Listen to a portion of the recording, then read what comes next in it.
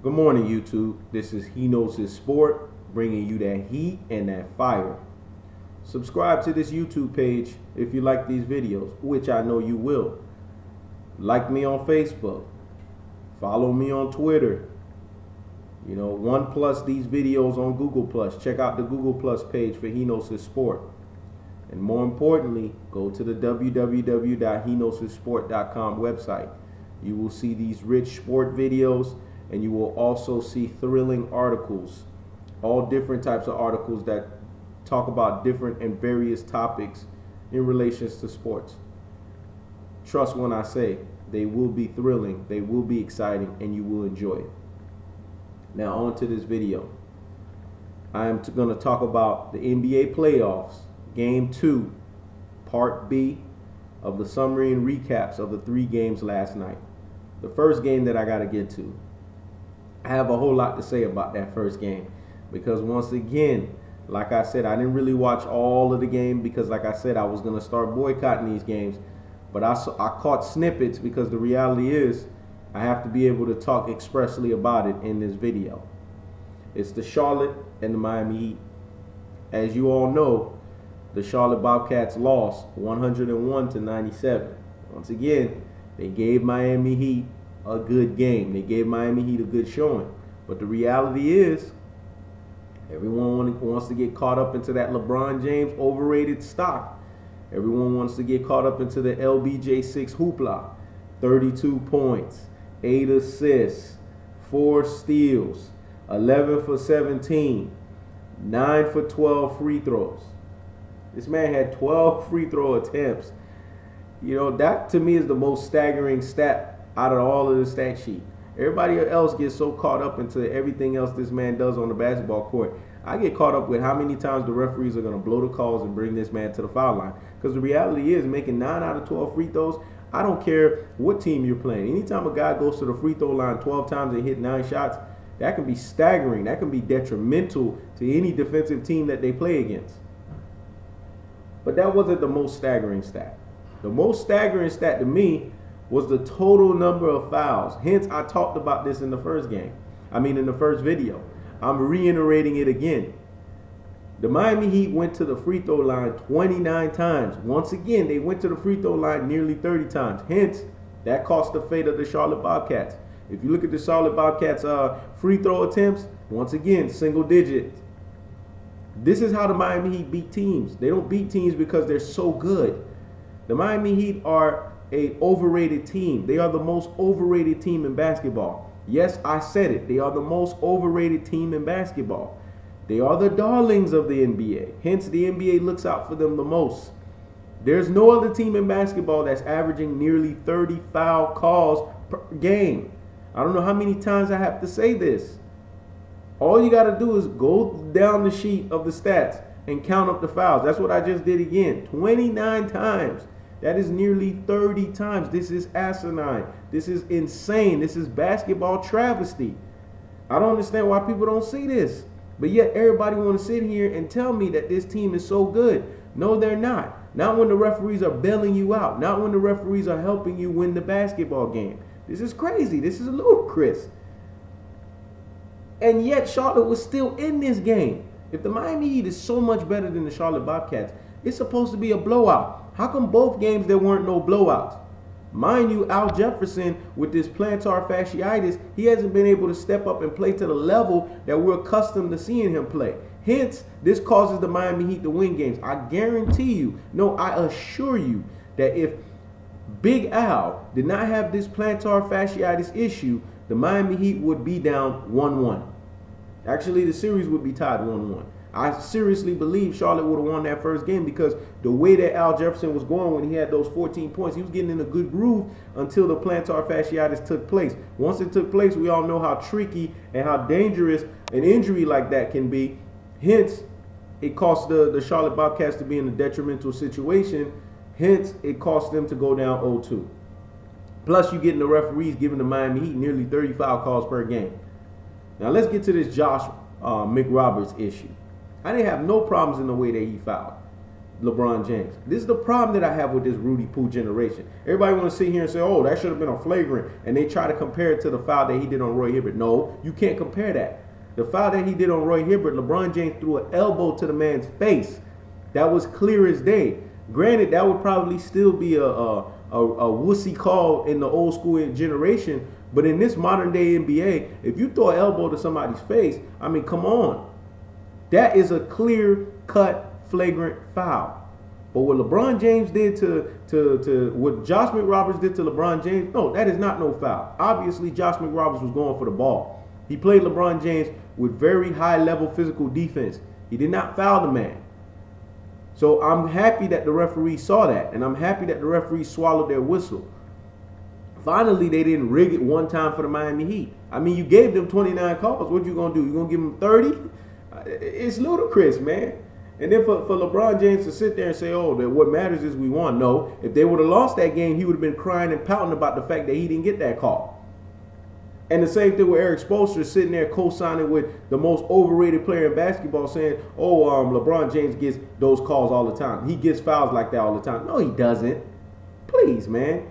Well, why don't they talk about when LeBron James does his push-offs? When he's pushing players off, it is so obvious. In game one, he did a push-off in the first half to Michael Kidd Gilchrist, threw the boy all the way down to the floor, and the referees act like they didn't see it. I mean, when he does his push-offs, they are obvious. These are obvious push-offs. I mean, you can't sit here and deny them. I could count on my hands how many times LeBron James does a push-off in the game, and I guarantee you I'll get 100. He does about 100 push-offs per game. But no one wants to call that. But they want to sit here and give this man 12 free throw attempts. This is what I'm talking about, man. I'm utterly disgusted with this team, and I can't wait till this dynasty is over. Yeah, people could say I'm trying to be a hater. People could say that I'm ranting. People could say that, oh, you know, you just don't like what the LeBron James movement. To be honest with you, when it comes in terms of basketball, once again, I don't hate the personality of the person. When it comes to the basketball, yes, I can't stand this movement.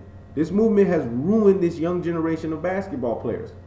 Hence, you see how they are. You see the product before you. It's not what it once was because of this guy. And I can't wait till this dynasty is over, man. They need to hurry up and move over to this damn Kevin Durant era, and I'm sick and tired of it. I don't know about you, but it's crazy. I don't know how many foul calls they're going to get in Charlotte, because you know Charlotte's not going to get the benefit of the doubt because LeBron James is the golden boy of the NBA. You know Charlotte's not going to get the benefit of the doubt. Michael Jordan are not, because the Miami Heat are the darlings of the NBA. Therefore, they're going to get the breadth of the calls. This is crazy. I'm utterly disgusted with what I'm seeing from this first round between the Miami Heat and the Charlotte Bobcats. I didn't think the Miami Heat were going to start getting these cheating calls in the first round. I thought they were good enough to beat the Charlotte Bobcats. No. They show how overrated they are, that in the first round they need nearly 30 foul calls in order for them to actually win a basketball game. This is crazy. I mean, come on, people. How many times HeKnowsHisSport got to put you on game? How many times HeKnowsHisSport got to educate you on these things? You need to see it for yourself. Come on now. I got 4 eyes and I can see it.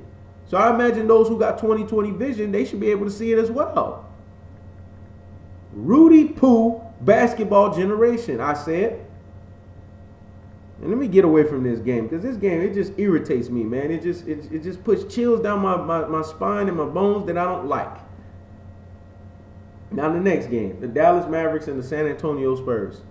Like I said, I thought this was going to be a 6-game series. I thought the Dallas Mavericks were going to fight the San Antonio Spurs rough. Hence, they blew them out. They routed them 113-92. And Dirk didn't have a big game, but in basketball, we all know when you know you got 1, 2, 3, 4, 5 guys in double digits. Sean Marion putting up 20. He had a big night. Dirk Nowitzki had a relatively quiet night, but he put up 16 points. You know, Monte Ellis dropping 21 points. Jose Calderon putting up 21 points. And Devin Harris putting up 18 points. That's a balanced attack. Anytime a team can have 5 guys that score in double digits, that spells trouble for a team. The reality is that's some good things that the Dallas Mavericks were able to do. They shut down the San Antonio Spurs. Hence, you know, Duncan only had 11 points. He had 27. He had a monster game in the first game. But they shut him down. They made him score 16 fewer points than he did in the first game. Same thing with Tony Parker. Tony Parker only had 12 points. When those two guys, part of your big three, are putting out 23 points between the two of them, oh yeah, you did your job and you did it well. And as a matter of fact, you need a pat on the back. Hats off. Salute, you know, to the Dallas Mavericks for what they did. I just knew that this was going to be a tough series. I had the Dallas Mavericks losing this series in 6 games. I think San Antonio Spurs are going to slap them right back in the face, you know, but the reality is this is not going to be no tough out. This is not going to be no easy outing. This is going to be a tough outing because Dirk Nowitzki, he's respected, you know. He's a guy that you can't overlook. So I respected what the Dallas Mavericks did against the San Antonio Spurs. It was a really good game. It was thrilling. But the most upsetting game to me is the Portland Trail Blazers and the Houston Rockets. Kudos to Damian Lillard. Kudos to LaMarcus Aldridge. Yes, Damian Lillard had a relatively quiet game, but he did what he had to do as a point guard, you know. He wasn't really, you know, even though his game wasn't great, he wasn't really messing up. He wasn't really committing all these crazy turnovers. He did what he was supposed to as a point guard. He kept feeding the ball to the monster, LaMarcus Aldridge, down low. Now, I have a question for Dwight Howard. I'm going to have to start questioning your character, man. You know, a lot of people, they've given Dwight Howard the overrated tag. They've said all of these things, but no one has sat there and, you know, put the pressure on the Dwight Howard like they have in the past of LeBron James, like, you know, like they're doing right now with a Carmelo Anthony. You know, Dwight Howard has relatively been under the radar. And the reality is, Dwight Howard, man, he's becoming a bust. He said that he was going to get on LaMarcus Aldridge. He said he was going to lock that boy down. He was going to put him on lock and key. He didn't do that. LaMarcus Aldridge shot 13 for 19, mid-range game. That boy's game is so polished. You know, I had Houston winning this series in 6 games. Yes, that was my prediction. But I did talk heavily well about LaMarcus Aldridge, and I did talk heavily well about Damian Lillard because I know what them boys could bring to the table. Unlike other NBA fans that don't really follow the scope of basketball, even though the Portland Trail Blazers were struggling in the second half of the regular season, I still saw that those boys were forced to be reckoned with. I saw that they were 2 guys that shouldn't have been trifled, that no one should be trifling over these 2 guys. But the reality is, you know, LA's been doing big things. He's been averaging 44.5 points, and kudos to him. But, you know, that's the thing. Dwight Howard never really established a game that LA has. See, one thing you can't teach players in basketball, especially big men, is how to have a refined post game. You can try to teach them all of the elements you have, but when they don't get that stuff from the foundation of their basketball hood, and what I mean by that is if they're not learning these things back from the AAU program, which I heavily expressed in other videos, and I talked about how utterly disgusted that I am with how the AAU has become so Rudy-poo with the way that they bring up these players. The reality is, when you got a situation like that, and you got a guy like Dwight Howard that's been wrongfully, you know, coached all of these years, that's been wrongfully taught the principles of basketball, that he just has to use his physical presence and just dunk the ball and not learn the fundamentals on how to have a refined post game. This is the product of what you get. Now, when you get a guy like LA that's been groomed the right way, whoever's been teaching him from the foundation of his basketball skills, been doing a crazy good job. This is what you get. You get a player that plays on a high level. You get a player that has repertoire in his game. And to be honest with you, as much as I like LA on the Portland Trail Blazers, I would love to see LA on the Chicago Bulls with Derrick Rose, because I know if Derrick Rose had a guy like that, Chicago Bulls would be making some serious noise. But hats off to him. And to be honest with you, I don't think they have an answer for him. He's going to keep dominating. He's going to keep doing his thing. But he's not the high point of the story. The high point of the story is James Harden. I'm sorry to have to do this to you, James Harden, but I'm going to have to label him the Tony Romo of the NBA. In the first game, James Harden shot 8 for 28. In this game, James Harden shot 6 for 19. This is crazy. This is the guy that's supposed to be the best closer in the NBA. This is the guy that everybody was saying was better than D-Wade. I'm sorry, man. I've been critical of D-Wade in past videos. I've called Dwayne Wade a part-time superstar because he's relinquished his role to LeBron James as the alpha dog of the team. I've been heavily hard on D-Wade because D-Wade has become a shell of himself. But one thing I can tell you, James Harden is no D-Wade. Because when D-Wade was at the height of his game, he never stunk up the joint like this, man. Hence, we're starting to see 2012 finals all over again with James Harden. Hence, we're starting to now see the reason why, you know what? OKC probably saw something early in this kid that made him say, you know what? We're not going to invest the dollars in this guy. And you know what? I don't blame them. The way he showed up in that 2012 finals, all he had to do was step up. If he would have stepped up and came on the scene and be a great dominant third player, OKC would have won that series. But the reality is, James Harden is a Tony Romo of the NBA. You know, the last time I reserved it and I said, you know, I don't want to say it prematurely. But after this performance again, there's a lingering pattern of him going into the playoffs and him not showing up. 8 for 28 just to get 27 points in the first game. 6 for 19 just to get 18 points in the second game. Now I'm assassinating your character, James Harden. I'm challenging you. I'm trying to see if you're going to lift up your level of play and you're going to show up. Because the reality is you haven't shown up.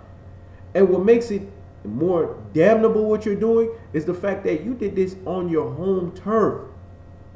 Do you know how much harder it's going to be for you to step up and play at a certain level when you go on the road?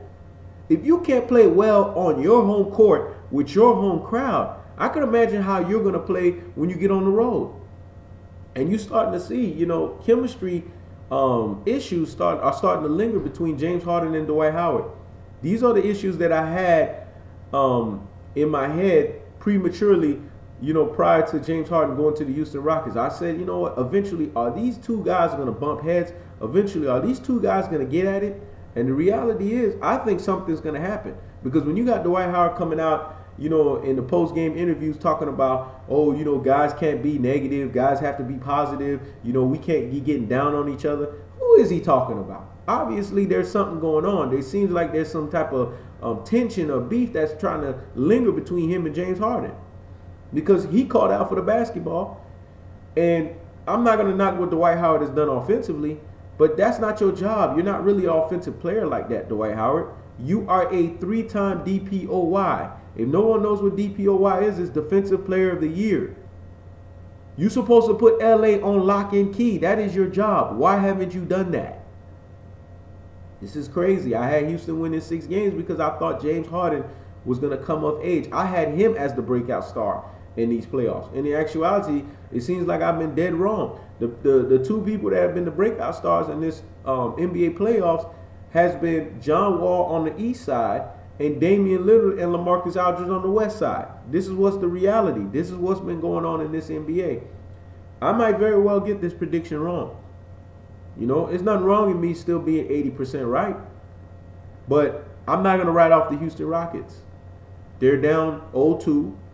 There's still more basketball to be played. And at the end of the day, they have to lose one more for it to be officially over. So they just need to now take it one game at a time. It's hard to now you have to win the next, you know, 4 out of 5 games. But the reality is you put yourself in that position. So now you got to go out there and show everybody that all of the money that you making, the $90 million you making, James Harden, and the $88 million you making, Dwight Howard, is worth it. This is HeKnowsHisSport. Checking out.